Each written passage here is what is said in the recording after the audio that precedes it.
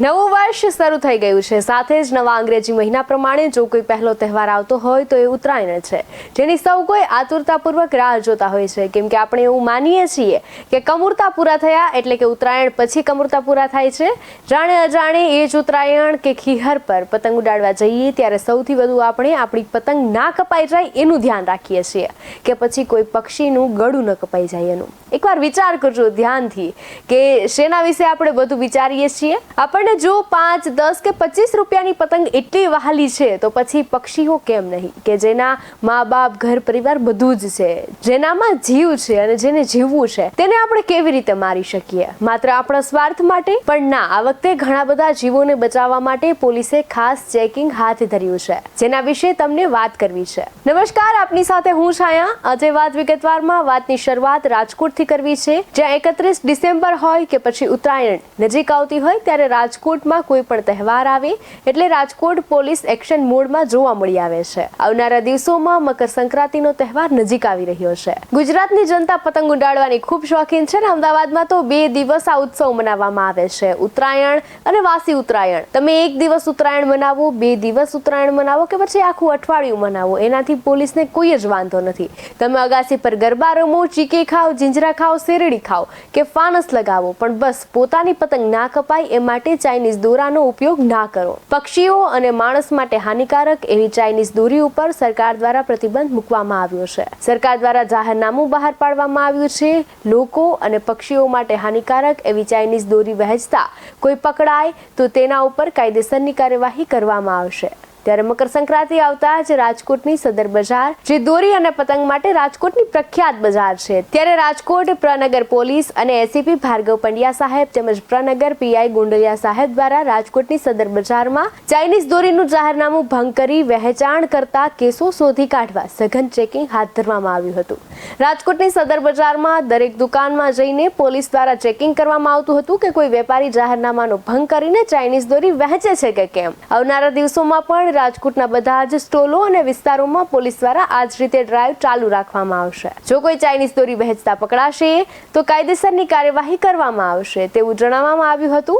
Rajkot police દ્વારા હાલ બજારની અંદર ચાઇનીઝ દોરી જે પ્રતિબંધ સરકાર દ્વારા લગાવવામાં આવ્યો છે, જેના કારણે પક્ષીઓ તેમજ લોકોને પતંગ ઉડાવતી વખતે ઈજા પહોંચતી હોય છે, આવી ચાઇનીઝ દોરી ઉપર સરકાર દ્વારા હાલ પ્રતિબંધ લગાવવામાં આવ્યો છે। તેને લઈને રાજકોટ પ્રનગર પોલીસ સહિતનો કાફલો હાલ રાજકોટની સદર બજાર કે જે દોરી અને પતંગની બજાર કહેવાય છે ત્યાં ચેકિંગ માટે પહોંચી ચૂક્યો છે, અને આ જાહેરનામાનો ભંગ કોઈ ન કરે અને ચાઇનીઝ દોરી કોઈ ન વેચે તે માટે એસીપી સહિતનો કાફલો હાલ ઘટના સ્થળે પહોંચીને ચેકિંગ હાથ ધર્યું છે। ત્યારે રાજકોટવાસીઓ સુખાકારીથી આ તહેવાર ઉજવી શકે તેમજ પતંગ ઉડાવતી વખતે કોઈ પણ પક્ષીઓને ઈજા ન પહોંચે અને કોઈ પણ માણસને પણ હાથમાં જે ચેકા પડતા હોય છે તે ન પડે અને લોકો શાંતિથી આ તહેવાર ઉજવી શકે તે માટે રાજકોટ પોલીસ સતત પ્રયત્નશીલ છે। સાંભળીએ આપણે એસીપી ભાર્ગવ પંડ્યા સાહેબને આ મુદ્દે તેમણે શું કહ્યું। ત્યાં આગળ કોઈ ચાઇનીઝ દોરી કે ચાઇનીઝ ટુકલ જે છે એનું કોઈ પ્રકારનું વેચાણ થઈ રહ્યું છે કે કેમ, જે બાબતે આજરોજ અમે એલસીબી ઝોન 2, ડીસીબી અને લોકલ પોલીસ મારફતે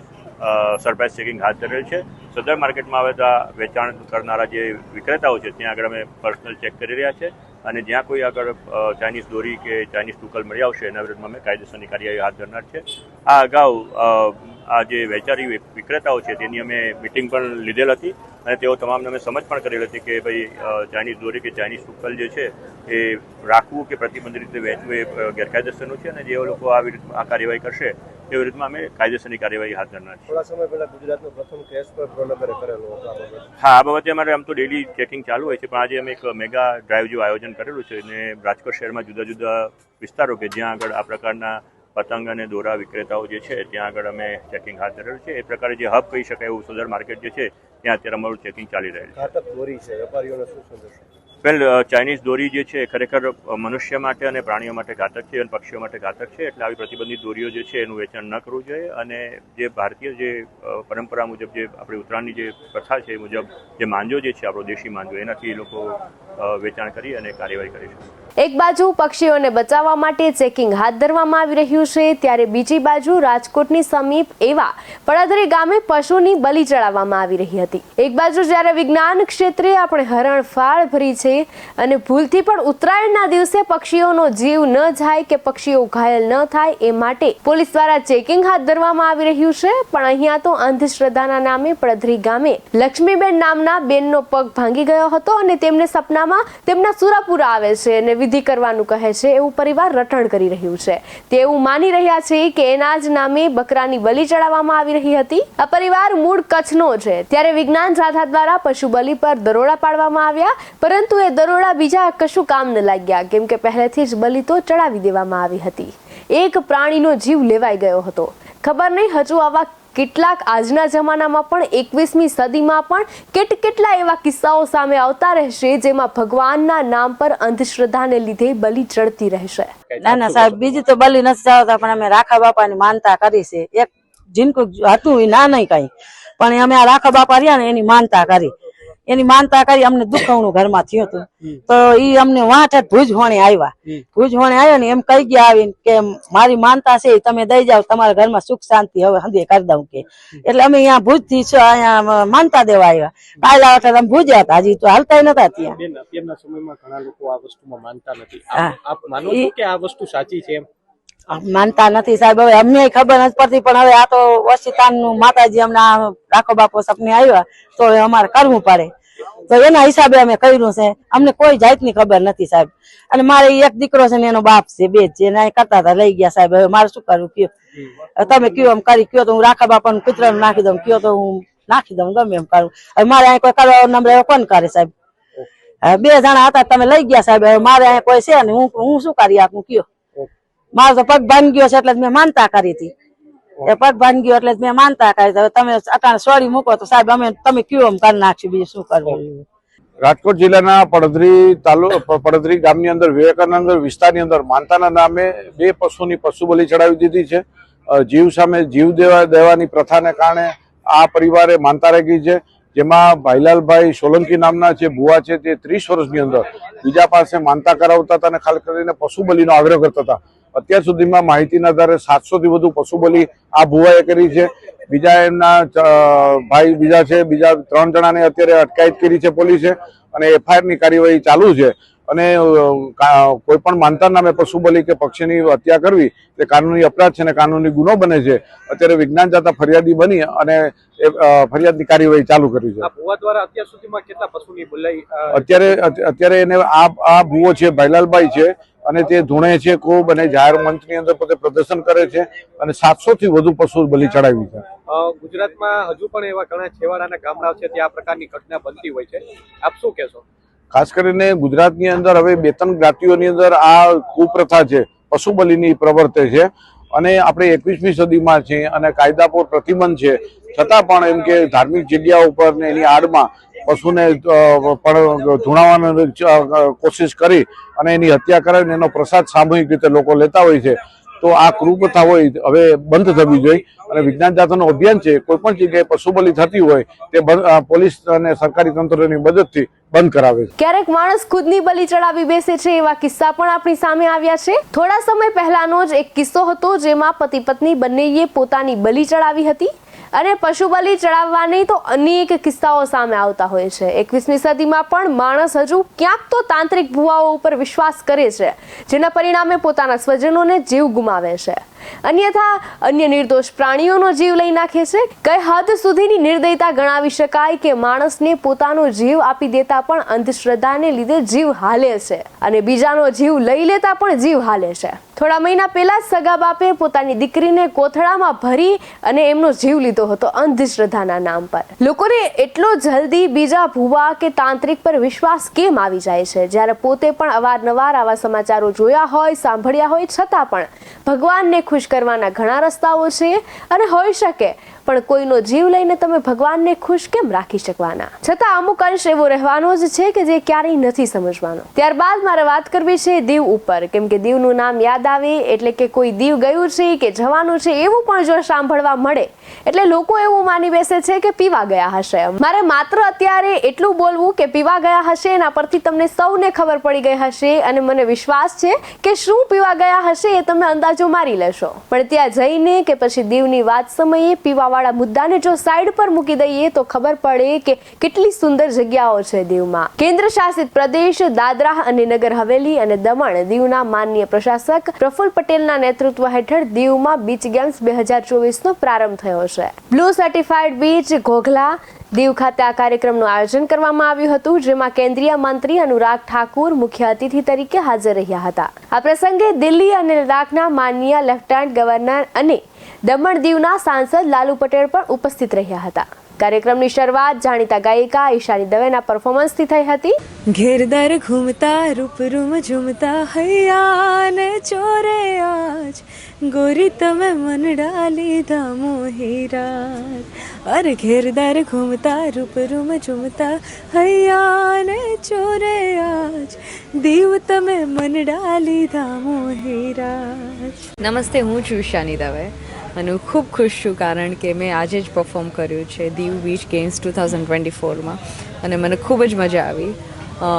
દીવના લોકો, દીવ આખું દીવ એટલું બધું વાલું લાગે એવું છે અને એટલો બધો પ્રેમ મળ્યો છે. હંમેશાથી પ્રેમ મળતો આવે છે અને આજે પણ એટલો જ મળ્યો છે. So thank you very much અને હું ખૂબ ખુશ છું. હું છું ઈશાની દવે, તમે લોકો જોઈ રહ્યા છો અને જોતા રહો BS9 TV ન્યૂઝ. ત્યારબાદ મહેમાનોના હસ્તે નામાંકિત ખેલાડીઓનું સન્માન કરવામાં આવ્યું. કાર્યક્રમમાં પહોંચ્યા બાદ તમામ મહેમાનોને રમતગમતના મેદાનનું નિરીક્ષણ કર્યું અને મંત્રીએ બીચ ફૂટબોલ પણ રમ્યું હતું. કેન્દ્ર શાસિત દીવમાં સૌ પ્રથમ વખત જ અને ભારતમાં પણ પ્રથમ વખત દરિયાઈ બીચ પર બીચ ગેમ્સ 2024નું દબદબાભેર પ્રારંભ થઈ ચૂક્યો છે. આ કાર્યક્રમમાં પ્રશાસન પ્રફુલ્લ પટેલ, ટીમ ભાવના અને અનુશાસન પ્રાપ્ત કરી શકાય છે. રમતગમત માત્ર મેડલ જીતવા માટે જ નથી પરંતુ લોકોના સ્નેહ અને દિલ જીતવાનું માધ્યમ પણ છે. આપણા દેશમાં સ્પોર્ટ્સ કલ્ચર વધી રહ્યું છે. ખેલાડીઓ વિવિધ જાતની રાષ્ટ્રીય અને આંતરરાષ્ટ્રીય રમતગમત સ્પર્ધાઓમાં ગૌરવ અપાવે છે. વડાપ્રધાને જણાવ્યું છે કે છેલ્લા દાયકામાં રમતગમતની ઇકોસિસ્ટમમાં પરિવર્તન જોવા મળ્યું છે. આ કાર્યક્રમ યુવાનોમાં રમતગમતને પ્રોત્સાહન આપવા માટે દેશમાં વિવિધ સ્પર્ધાઓનું આયોજન કરવામાં આવી રહ્યું છે. બીચ ગેમ્સ નવીનતમ ઉત્તેજક ઉમેરો સાબિત થઈ રહી છે. તમામ ખેલાડીઓને રમત મંત્રી અનુરાગ ઠાકુરે સંબોધિત કર્યા. બીચ ગેમ્સે તેને અત્યંત સુંદર અને અકલ્પનીય બનાવ્યું છે. ઘણા દેશોમાં રમતગમતના કાર્યક્રમોમાં જવાની તક મળે છે અને લોકોમાં ઉત્સાહ જોવા મળે છે. દરેક વ્યક્તિ આ કાર્યક્રમનું સુંદર આયોજન કરવાનો પ્રયાસ કરે છે, પરંતુ સાંસદ અને પ્રશાસક તે કહેવા માંગે છે કે આજે ભાગ્યે જ કોઈ ઘરે રોકાયું હશે. જ્યાં સુધી કોઈ નજરે પડતું હતું ત્યાં ભારે ભીડ હતી, જે દર્શાવે છે કે દીવના લોકોએ બીચ ગેમ્સને દિલથી આવકારી લીધી છે, જેના માટે તેઓ સૌને અભિનંદન આપે છે. આ બીચ ગેમ્સ શિક્ષણ, રમતગમત અને પર્યટન સહિત ક્ષેત્રોમાં વૃદ્ધિ લાવશે, જેના કારણે આગામી વર્ષોમાં પ્રવાસીઓમાં વધારો જોવા મળી શકે છે. ત્યારબાદ જો વાત કરવામાં આવે સરકારી નોકરીની તૈયારી કરતા વિદ્યાર્થીઓની, તો તેમના માટે ગઈકાલથી જ ખુશીના સમાચાર સામે આવ્યા છે. લાંબા સમયથી ગુજરાતના સરકારી નોકરી વાંચકો જેની રાહ જોઈ રહ્યા હતા તેમના માટે થોડા રાહત આપતા સમાચાર છે કે રાજ્ય સરકારના ગૌણ સેવા પસંદગી મંડળ દ્વારા વર્ગ 3ની 4300થી વધુ જગ્યાઓ ઉપરની ભરતીઓની જાહેરાત થઈ ગઈ છે. ભરતીની જાહેરાતો સમયાંતરે બહાર પડતી જ રહે છે, પણ મોટે ભાગે એવું બને છે કે જગ્યાની સામે ધસારો હદ બહારનો હોય છે અને સરવાળે જેનો ધ્યેય સરકારી નોકરી મેળવવાનો છે અને તેના માટે જ મહેનત કરે છે તેઓ ક્યાંક ને ક્યાંક પાછળ રહી જાય છે. અગાઉ પેપર ફૂટવાની કે પેપર લીક થવાની અનેક ઘટનાઓમાંથી રાજ્ય સરકાર બોધપાઠ લઈ નવી રણનીતિઓ બનાવી રહી છે. ભરતી કેલેન્ડર મુજબ નિયમિત ભરતી થાય એવો પણ સરકારનો પ્રયાસ છે. આ વખતે વર્ગ 3ની ટેકનિકલ અને નોન ટેકનિકલ પરીક્ષાની પદ્ધતિમાં સરકારે તાજેતરમાં થોડા ફેરફાર કર્યા છે. સરકારનો હેતુ હતો કે જરૂરી અને લાયકાત ઉમેદવારો જ પરીક્ષામાં ઉપસ્થિત થાય અને તેને જ તક મળે. જોકે સિક્કાની બીજી બાજુ એ પણ છે કે અરજીઓ તો હજારોની સંખ્યામાં આવવાની જ છે. ગુણ સેવા પસંદગી મંડળ અગાઉના ઘટનાક્રમમાંથી પદાર્થ પાઠ શીખીને ભરતીના આયોજન પારદર્શી થાય તે દિશામાં પણ સક્રિય બન્યું છે. પરંતુ સરકારના બીજા પણ અનેક વિભાગ છે કે જેમાં 40%થી વધુ જગ્યાઓ ખાલી પડી છે. લાખો ઉમેદવારો નોકરીની રાહ જોતા હોય અથવા તો તૈયારી કરતા હોય ત્યારે 4000 જેટલી ભરતી ઘણી ઓછી કહી શકાય, પરંતુ એક શરૂઆત થઈ છે તે આશ્વાસનરૂપ છે. જો ગૌણ સેવા પસંદગી મંડળની વાત કરીએ તો નવી પદ્ધતિથી ઉમેદવારો માટે શું બદલાશે? અને બીજો સવાલ એ પણ થશે કે અન્ય વિભાગમાં જે પડતર ભરતીઓ છે તેનું શું? સરકારી નોકરીની તૈયારી ઉમેદવારો માટે મહત્વની જાહેરાત. ગુણ સેવા પસંદગી મંડળે જાહેરાત બહાર પાડી છે.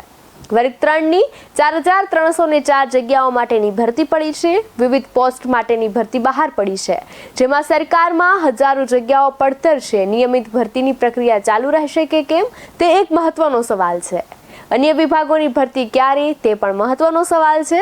વર્ગ 3ની કયા વિભાગમાં કેટલી જગ્યા છે તેના વિશે જો વાત કરવામાં આવે, ગ્રુપ એમાં સિનિયર ક્લાર્કની 532, હેડ ક્લાર્ક 169, ઓફિસ આસિસ્ટન્ટ સચિવાલય 210, જુનિયર ક્લાર્ક કલેક્ટર કચેરી પર 590, કાર્યાલય અધિક્ષક મત્સ્ય ઉદ્યોગ કચેરીમાં 2, કચેરી અધિક્ષક ખેતી નિયામક કચેરીમાં 3, સબ રજિસ્ટ્રાર ગ્રેડ 1માં 45, સબ રજિસ્ટ્રાર ગ્રેડ 2માં 53, સ્ટેમ્પ નિરીક્ષક 23, સમાજ કલ્યાણ નિરીક્ષકની 46, મદદનીશ સમાજ કલ્યાણ અધિક્ષકની 13, સમાજ કલ્યાણ નિરીક્ષકની 102, ગૃહમાતા તરીકે 6, ગૃહપતિ તરીકે 14, મદદનીશ આદિજાતિ વિકાસ અધિકારી તરીકે 65, મદદનીશ સમાજ કલ્યાણ અધિકારી 7, ડેપો મેનેજર નાગરિક પુરવઠા નિગમ 26, જુનિયર આસિસ્ટન્ટ મુદ્રણ લેખન સામગ્રીમાં 8 અને ગ્રુપ બી વિશે જો વાત કરવામાં આવે તો જુનિયર ક્લાર્કમાં 2018, આસિસ્ટન્ટ ડેપો મેનેજમાં 372.